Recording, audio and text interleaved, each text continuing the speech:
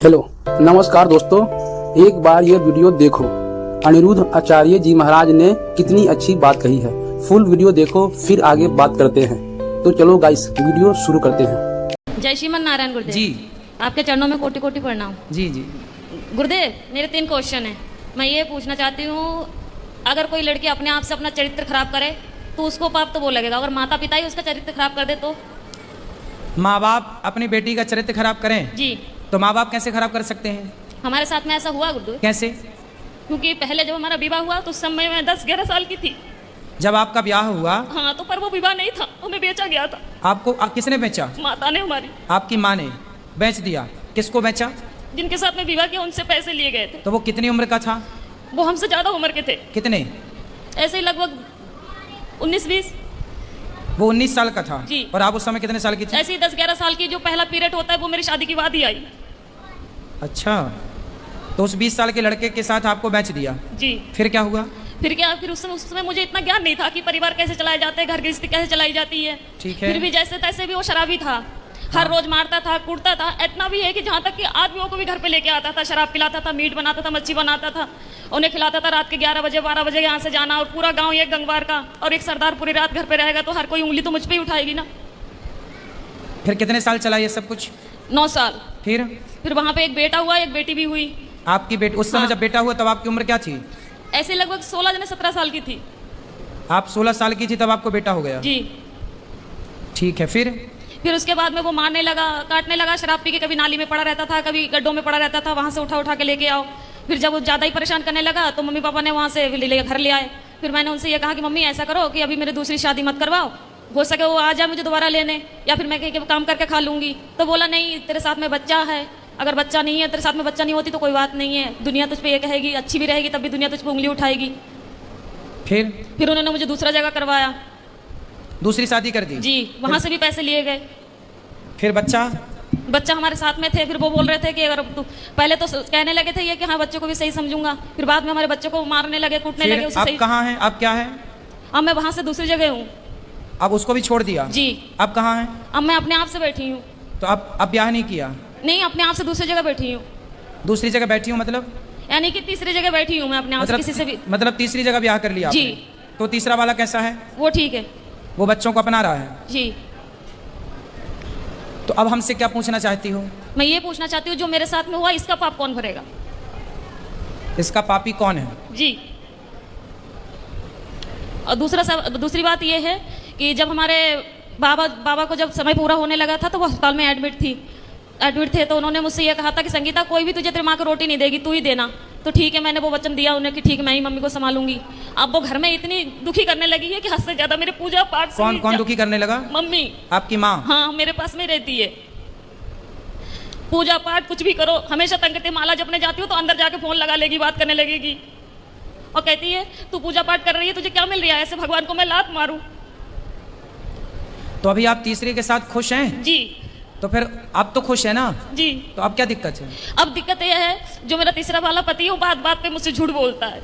अच्छा, क्या झूठ बोलता है? यही, कोई भी बात हो मैं इनसे ये बोलती हूँ कि जो भी बात हो सच बोलो करो, पर यह है कि जो भी बात करते ऐसा है कि इनकी दूसरी पत्नी भी है। अच्छा। हाँ। तो तीसरा वाला जो पति है उसकी ऑलरेडी पहली पत्नी है? जी। आप उसकी दूसरी पत्नी हो? जी। अच्छा। तो आपने ऐसे से क्यों ब्याह कर लिया जिसकी ऑलरेडी थी? उन्होंने मुझे से कुछ बताया नहीं थे पहले। मतलब तीसरे वाले ने भी आपको धोखे में रखा? पहले बताया नहीं थे कुछ भी। तो अब तो रखता है ना प्रेम से? हाँ, अब रखते हैं प्रेम से। अब आप ये पूछना चाहती हो कि ये पाप कौन किसके गले जाएगा ये पाप? जी जी, क्योंकि आपकी माँ। देखो, जब आप 11 साल की थी, 9 साल की, 11-12 की, जब आप 11-12 साल की थी तब आपकी माँ ने आपका जबरदस्ती ब्याह कर दिया। जी। तो आपको ऐसा क्यों लगता है कि उस माँ ने बेचा? हो सकता है उस माँ ने ब्याह ही कर दिया हो आपका? नहीं गुरुदेव, वो घर वाले बोलते थे कि तेरे माँ ने 5,000 रुपए लिए कि 10,000 रुपए लिए। यदि उन्होंने पैसे लिए, तुझे डंगर की तरह हमने खरीद यदि उन्होंने बेचा है तो फिर माँ पापी है आपकी। यदि नहीं बेची, आपका विवाह किया है तो माँ पापी नहीं है। और केवल गुरुदेव, माँ इस बात की पापी है कि आपको जबरदस्ती इतने बड़े लड़के से आपका ब्याह कर दिया। देखो, विवाह ऐसे नहीं होता, 1-2 साल का ही बड़ा छोटा चलता है, डबल नहीं चलता कि लड़की 10 साल की है और लड़का 20 साल का है, ये नहीं चलता। यदि कोई भी माँ बाप कोई भी माँ बाप अपनी बेटी के लिए उससे डबल उम्र का लड़का चुनते हैं तो वो माँ बाप पाप के भागीदार हैं, क्योंकि उस समय बच्ची तो निर्णय नहीं ले रही है, माता पिता डिसीजन ले रहे हैं। तो लड़की के लिए वर कैसा होना चाहिए? लड़की 10 साल, लड़की 20 साल की है तो लड़का 22 साल का हो, 25 साल का हो, बस ज़्यादा उम्र वाला ना हो। ये न्याय है। यदि लड़की 20 साल की और तुम लड़का 40 साल का ले आओ तो ये तो बेटी के साथ अन्याय हुआ, और वो अन्याय का भागीदार कौन है? उसके माता पिता, क्योंकि वो लेकर आए हैं। और केवल गुरुदेव मेरे साथ में ये हादसा नहीं हुई है, मेरे सभी बहनों के साथ में ऐसा किया गया। तो आपकी माँ कहाँ है? मेरे पास में ही रहती है, इस समय दूसरे जीजा के पास में है। तो वो कैसी माँ है? निर्दयी है? मैं ये पूछना चाहती हूँ कि अब मैं करूँ क्या? पापा को भी यही वचन दिया मैंने कि मैं रखूंगी, और वो घर में इतनी दुखी कर रही है कि मेरा खाना पीना हरा तो माँ को भेजो क्यों? ऐसी माँ को जो आपको बेच रही है, जो आपके साथ गलत काम कर रही है।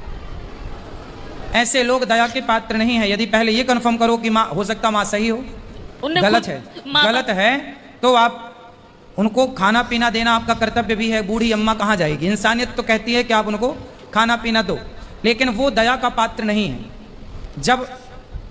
जब धृतराष्ट्र के 100 बेटे मारे गए, तब भीम भैया धृतराष्ट्र को रोटियां ऐसे कुत्तों की तरह देते, बुढ़े खा ला। तो लोग कहते हैं, अरे भीम, वो तेरा बाप है, बड़े पिता है ना धृतराष्ट्र, भीम के तेरा बड़ा पिता है, तो कैसे कुत्तों की तरह परोसता है? तो भीम भैया बोले कि मैं ही क्या पुत्र धर्म निभाऊं? ये वही बाप है जिसने भरी सभा में द्रौपदी लुट रही थी और ये चुपचाप तमाशा देख रहा था।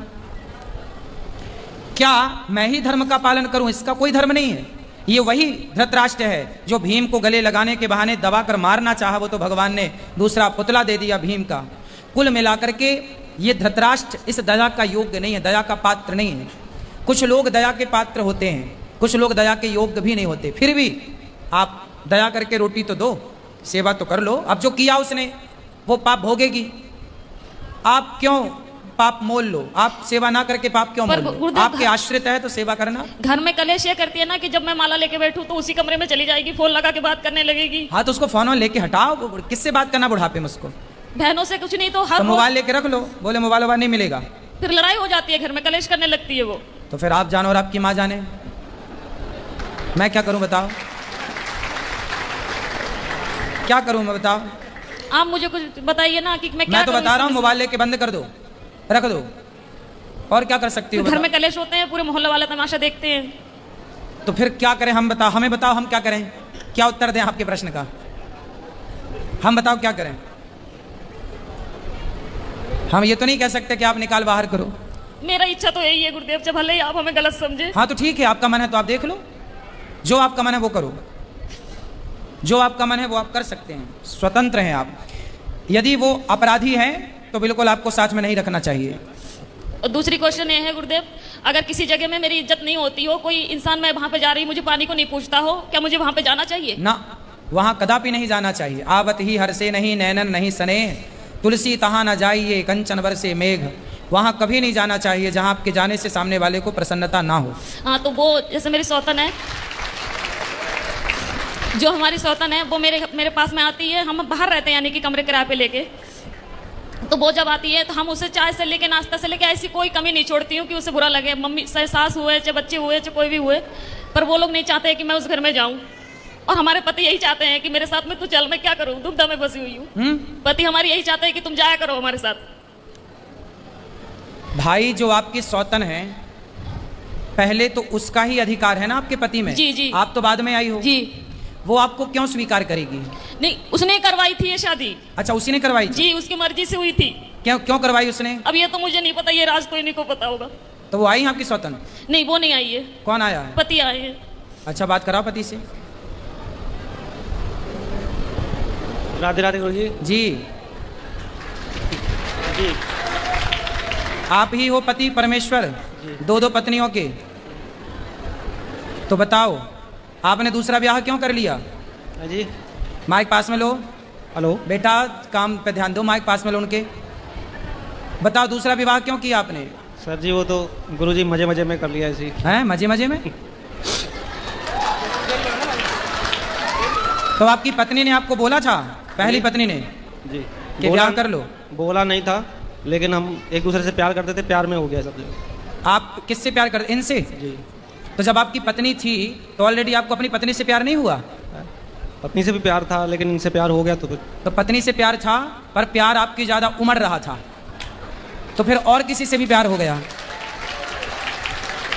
कितनी उम्र, मतलब कितने साल पहले शादी की थी इनसे आपने? से लगभग 10 साल पहले। 10 साल पहले।